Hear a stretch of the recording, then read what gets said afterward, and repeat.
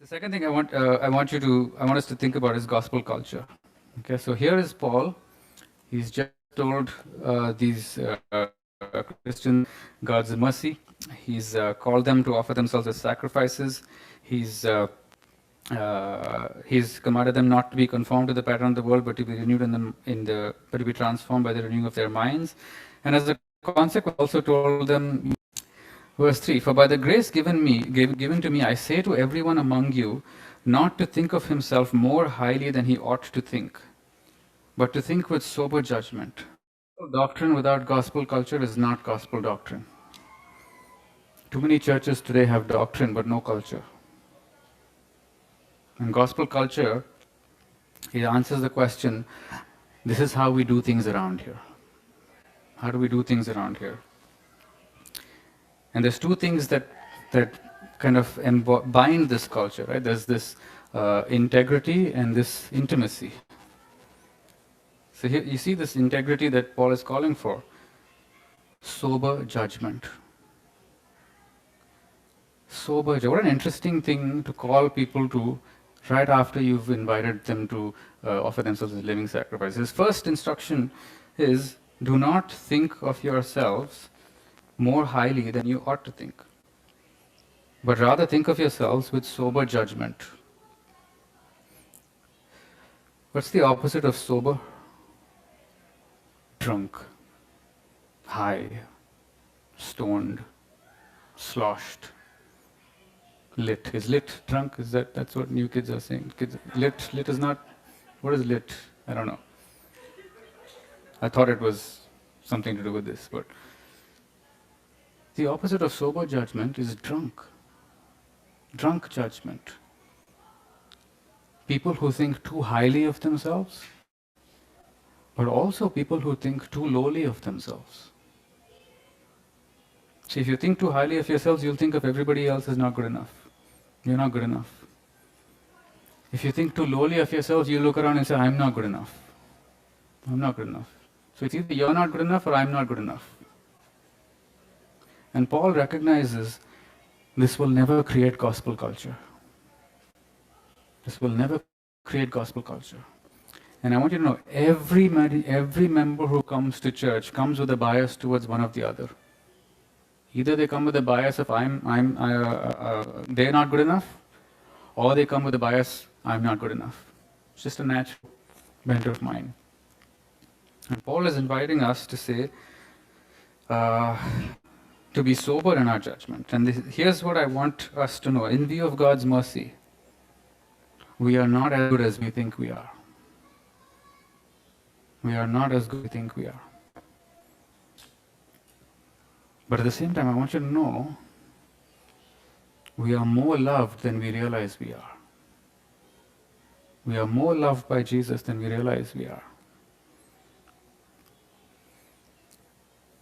Churches are typically, any religious community, is typically associated with good people. Good people are religious people. But Christianity is unique. The worse you are, the more qualified you are for God's mercy. See, our righteousness is not good enough. And we tend to think more highly of ourselves when we think it is. Sober judgment begins by saying, my righteousness is not good enough. His righteousness is more than enough. That's where gospel culture begins. And a church is meant to be a safe community, right? It's meant to be a safe community. And in a safe community, let me put it this way. I was in a webinar some time ago, and the speaker was talking about how every community has gates and walls. Every community has gates and walls. Your house has gates and walls. You want to live in safe neighborhoods. Everybody wants to live in a gated community in Delhi. Where are the gated communities? Why do you want gated communities? Because they're safe. But how are they safe? They're safe because the safeguards are strong. For any community to be safe, the safeguards have to be strong. And for a Redeemer, the gate is the gospel. Or you believe the gospel, you recognize, I need God's mercy, I can't live without God's mercy, you can get in. That's the gate. But the walls are the culture. We protect the culture. We protect it from anyone who thinks too highly of themselves. And for any community to be safe, the safeguards have to be strong. So that when gospel culture is violated, the safeguards are activated. And we safeguard against gossip, we safeguard against slander, against bitterness, against malice, against envy, against jealousy, against all this toxic stuff that's permissible Christian sins. See, Christians have a hierarchy of sins. Like sexual sins are right at the top. Slander, gossip, that's not really a major thing. See, but that violates gospel culture. And when gospel culture is violated, the safeguards are activated. And I want you to know that. But the second thing that marks gospel culture is this intimacy, this belonging. Right? We're in one body. As in one body, we have many members, and the members do not all have the same function. So we, though many, are one body in Christ, and individually members one of another. You see, this kills tribalism, it kills individualism. There's no room for tribalism in a church, there's no room for individualism in a church. Both die in a church. Right? And we may come with both, but if you come through, the thing about coming with the gospel is you never come clean. Or you never come whole, you come broken. You don't go to the hospital when you're healthy, you go to the hospital when you're sick. That's when you go. So everyone comes with a bias, but here's the thing, we don't want to become a large church. We want to become a healthy church. So we don't want a growing church that's people are falling off the balcony. We want a growing church where members are growing. So church health is of greater priority than church growth. But if a church is healthy, it will grow. If a church is healthy, it will grow. And it grows just like a body, right? And this relates to belonging because a growing member makes a growing church. But someone without sober judgment is not growing, they're a growth. What do you do with the growth in the body? You remove it. Because it's not making the body grow. So when I think of the body, when you think of your physical body, an incredible image. Right? Your body is most healthy when every member is working in unity with the other. Right? One member is not fighting with the other or warring with the other. There's unity. Unity is in the church. And what unites us? Our politics? No. What unites us? Our successes at work? Our professional identities? No. What unites us is that I was in sin, I was in suffering, and God's mercy became real to me. God is merciful. That's where we begin. That's what we unite around.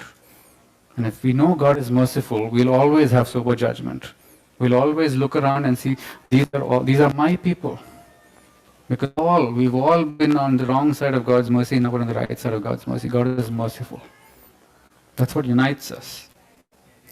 And it's a lot like, see, church is members who are, members are natural born enemies becoming family. Right? So it's a lot like Frankenstein's monster, who's slowly, gradually turning into a bride beautifully dressed on her wedding day.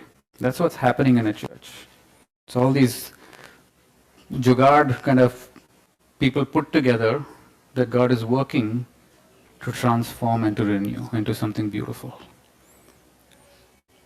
So it is messy. You should expect mess. You should expect that.